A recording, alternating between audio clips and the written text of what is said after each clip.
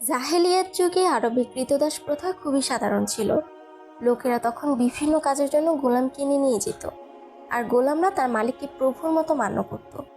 এই ব্যবস্থায় বাজারে গোলামদের আনুষ্ঠানিক বেচাকেনা চলত এবং গোলাম তার মালিকের ব্যক্তিগত সম্পত্তি রূপে কাজ করতে বাধ্য থাকত, আর মালিকেরা তাদের সাথে যেমন ইচ্ছে তেমন ব্যবহার করত। ছোটখাটো ভুলের জন্য ইচ্ছে মতো শাস্তি দিত, এমনকি তাদের মেরে ফেলাও খুব সাধারণ ব্যাপার ছিল। তখন আফ্রিকার এক অঞ্চলের নাম ছিল হাফসা, আর সেখান থেকে অধিকাংশ গোলাম নিয়ে আসা হতো। আর তাদের মধ্যেই একজন ছিল ওয়াহশী বিন হার্ব, যে মক্কার এক সর্দার জুবাইরের গোলাম ছিল। এই গোলাম শুধু সুঠাম দেহের অধিকারী ছিল না, তার তলোয়ারবাজি, লড়াই এবং তীরন্দাজের দক্ষতাও দেখার মতো ছিল। এই কারণে তার মালিক তাকে অনেক পছন্দ করত এবং তাকে বিক্রি করার কথা কখনো ভাবত না। একদা নবী করিম সাল্লাল্লাহু আলাইহি সাল্লাম মসজিদে সাহাবাদের সাথে কথা বলছিলেন। তখন হঠাৎ ওয়াহশী বিন হার্ব দৌড়ে মসজিদে প্রবেশ করলো আর চিৎকার করে বলতে লাগলো, আমি সাক্ষ্য দিচ্ছি যে আল্লাহ এক এবং মুহাম্মদ সাল্লাল্লাহু আলাইহি সাল্লাম তার রাসূল। নবীজি তার দিকে তাকিয়ে সাথে সাথে চোখ ফিরিয়ে নিলেন এবং বললেন, তোমার ইসলাম কবুল হয়েছে, কিন্তু আফসোস তোমার উপর। আমার চোখের সামনে থেকে চলে যাও, আর কখনো আমার সামনে আসবে না। আসলে এই গোলাম এমন কি করেছে যে নবী করিম সাল্লাল্লাহু আলাইহি সাল্লাম তার ইসলাম কবুলের পরও তার উপর নারাজ? রাসূল সাল্লাল্লাহু আলাইহি সাল্লামের নবুয়ত শুরু হওয়ার পর কাফের ও মুশরিকরা মুসলমানদের উপর অত্যাচার নির্যাতন শুরু করে দেয়, যার ফলে পরবর্তী 2 হিজরি সনে মক্কার মুসলমান এবং মুশরিকদের মধ্যে প্রথম যুদ্ধ সংঘটিত হয়, যাকে বদরের যুদ্ধ বলা হয়ে থাকে। যুদ্ধে সুসংগঠিত মুসলিমরা মক্কার 1000 সৈনিকদের সারি ভেঙে ফেলতে সক্ষম হয় এবং তাদের অহংকার মাটিতে মিশিয়ে দেয়। যুদ্ধে মক্কার বড় বড় সর্দারকে হত্যা করে মুসলমানরা, যার মধ্যে আবু জেহেল, উকবা, সাইবা ও বনু উমাইয়ার বড় বড় সর্দার শামিল ছিল। সেই সর্দারদেরকে নবীজির চাচা হযরত আমির হামজা এবং ইমাম আলী হত্যা করেন।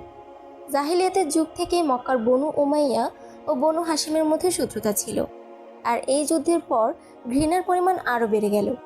তাদের বড় বড় সর্দার মারা যাওয়ার পর তখন কুরাইশের সর্দারি আবু সুফিয়ানের হাতে এসে পড়েছিল। বদর যুদ্ধে মারা যাওয়া সর্দারদের মধ্যে আবু সুফিয়ানের স্ত্রী হিন্দার পিতা, ভাই এবং চাচা ছিল। এজন্য হিন্দা ও আবু সুফিয়ান মানুষের মনে প্রতিশোধের আগুন জ্বালাতে শুরু করে এবং কুরাইশকে আবারও নবী করিম সাল্লাল্লাহু আলাইহি সাল্লামের বিরুদ্ধে অবস্থান করার আহ্বান করে। ফলে পরের বছর মক্কার কুরাইশরা বদরের যুদ্ধের প্রতিশোধ নিতে নতুনভাবে উহুদের যুদ্ধের প্রস্তুতি নিতে থাকে। সেজন্যই ওয়াহশী বিন হার্বকে ডাকা হলো এবং তাকে জিজ্ঞেস করা হলো, তুমি কি গোলামি থেকে মুক্তি পেতে চাও? সে বলল, আমাকে গোলামি থেকে কে মুক্ত করবে? তাকে বলা হলো, যদি তুমি মুহাম্মদ সাল্লাল্লাহু আলাইহি সাল্লামের চাচা হযরত হামজাকে হত্যা করো তবে তুমি মুক্ত হয়ে যাবে। তখন সে বলল, আমি রাজি আছি, আমার নিশানা কখনো ব্যর্থ হয় না।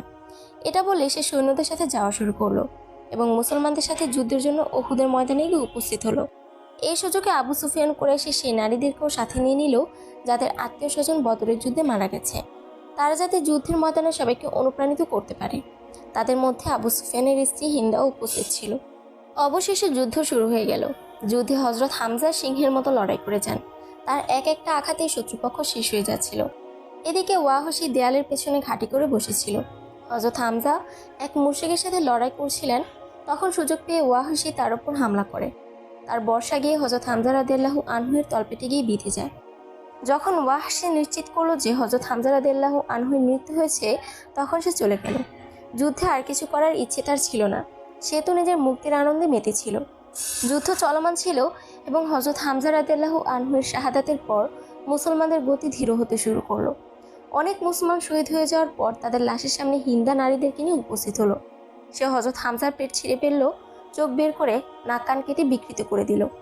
এরপর তার বুক থেকে কলিজা বের করে সেটা চিবাতে শুরু করলো। পরে নবী করিম সাল্লাল্লাহু আলাইহি সাল্লাম যখন এই খবর শুনলেন, তখন তিনি সাহাবাদের জিজ্ঞেস করলেন, সে কি আমার চাচার কলিজা খেয়ে ফেলেছিল? সবাই বলল, না, সে মুখ থেকে বের করে ফেলেছিল। নবীজি কান্না করতে করতে দোয়া করলেন, হে আল্লাহ, হামজার শরীরের কোনো অংশকেই জাহান্নামে দিবেন না। নবীজি হযরত হামজা রাদিয়াল্লাহু আনহুর লাশের সামনে এসে এমনভাবে কাঁদলেন যে সাহাবাদের চোখও অশ্রুতে ভিজে গেল। নবীজি যখন মদিনায় আসলেন, তখন কাবিলার নারীদের তাদের সুখের স্বামীদের জন্য কান্না করতে দেখে বললেন, আফসোস, হামজার জন্য কান্না করার কেউ নেই। ওয়াদা অনুযায়ী ওয়াহশীকে মুক্ত করে দেওয়া হলো। সময় অতিবাহিত হতে লাগলো এবং হুজুর পাক সাল্লাল্লাহু আলাইহি সাল্লামের দাওয়াত আরব দেশে বেশ দ্রুত ছড়িয়ে পড়তে লাগলো, আর মানুষ ইসলাম কবুল করতে লাগলো। এই জন্য ওয়াহশীর মনে ভয় কাজ করতে থাকে, আর সে নিজের জীবনের ঝুঁকিও আন্দাজ করতে পারে। যখন মুসলমানরা মক্কা বিজয় করলো এবং নবীজি মক্কায় পৌঁছালেন, তখন ওয়াহশী সেখান থেকে তায়েফে পালিয়ে যায়। সে প্রতিদিন ভয়ে ভয়ে কাটাতো। সবসময় তার চোখের সামনে হযরত হামজাকে হত্যা করার দৃশ্য ভেসে উঠত। এই জন্য একজন তাকে বলল, ওয়াহশী, মুহাম্মদ এমন কোনো মানুষকে হত্যা করবে না যে কালিমা পাঠ করে ইসলাম কবুল করে। এই কথা শুনে সে মদিনার উদ্দেশ্যে রওনা দিল। সেখানে গিয়ে সে জানতে পারল নবীজি মসজিদে এসেছেন। ওয়াহশী লোকচক্ষুর আড়ালে মসজিদে প্রবেশ করলো এবং নবী করিম সাল্লাল্লাহু আলাইহি সাল্লামের সামনে সে চিৎকার করে বলতে লাগলো, আমি সাক্ষ্য দিচ্ছি যে আল্লাহ এক এবং মুহাম্মদ সাল্লাল্লাহু আলাইহি সাল্লাম তার রাসূল। তাকে কালেমায় শাহাদাত পড়তে দেখে নবীজি চোখ তুলে তার দিকে তাকালেন। পর মুহূর্তেই আবার চোখ ফিরিয়ে নিলেন। এরপর বললেন, তুমি কি ওয়াহশী? সে বলল, জি হ্যাঁ, আমি ওয়াহশী। কিন্তু তখন নবীজি তার প্রিয় চাচার হত্যাকারীকে মেরে ফেলার হুকুম দিলেন না, কারণ তিনি ছিলেন রাহমাতুল আলামিন। তিনি বললেন, ওয়াহশীকে কিছু বলো না। আমার কাছে একজন ব্যক্তির ইসলাম গ্রহণ 1000 জন কাফের হত্যা করার চেয়ে বেশি পছন্দনীয়। তিনি ওয়াহশীকে বললেন, বসো এবং বলো তুমি আমির হামজাকে কিভাবে হত্যা করেছিলে। ওয়াহশী সেখানে বসে পুরো ঘটনা খুলে বলল। তার কথা শেষ হওয়ার পর নবী করিম সাল্লাল্লাহু আলাইহি সাল্লাম রাগে অন্যদিকে মুখ ফিরিয়ে নিলেন এবং বললেন, হে ওয়াহশী, আফসোস তোমার উপর। আমার চোখের সামনে থেকে দূর হয়ে যাও, আর কখনো আমার সামনে আসবে না। সেদিন থেকে ওয়াহশী নবী করিম সাল্লাল্লাহু আলাইহি সাল্লামের চোখের আড়ালে থাকতে লাগলেন। যখন নবীজি তার সাহাবাদের সাথে বসতেন, তখন ওয়াহশী পেছনে গিয়ে বসতেন, যাতে নবীজির নজর তার উপর না পড়ে। ওয়াহশী বর্ণনা করতেন, যদিও আমি জানতাম ইসলাম কবুল করলে পূর্বে সকল গুনাহ মাফ হয়ে যায়, তবুও আমি যে জঘন্য অপরাধ করেছি সেটার অনুশোচনায় দগ্ধ ছিলাম। আমি এমন কোনো সুযোগের আশায় থাকলাম যার মাধ্যমে আমি এই গুনাহের কাফারা দিতে পারি। হুজুর পাক সাল্লাল্লাহু আলাইহি সাল্লামের ইন্তেকালের পর হযরত আবু বকর সিদ্দিক রাদিয়াল্লাহু আনহু আমিরুল মুমিনিন হয়ে গেলেন।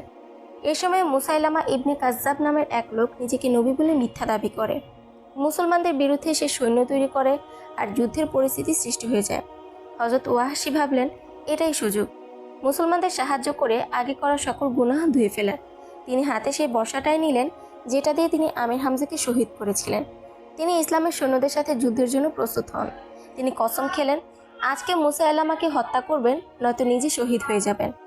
যুদ্ধ শুরু হলো। হযরত ওয়াহশী মুসাইলামার অপেক্ষায় ছিলেন। মুসাইলামা সব মুসলমানদের হত্যা করতে চেয়েছিল।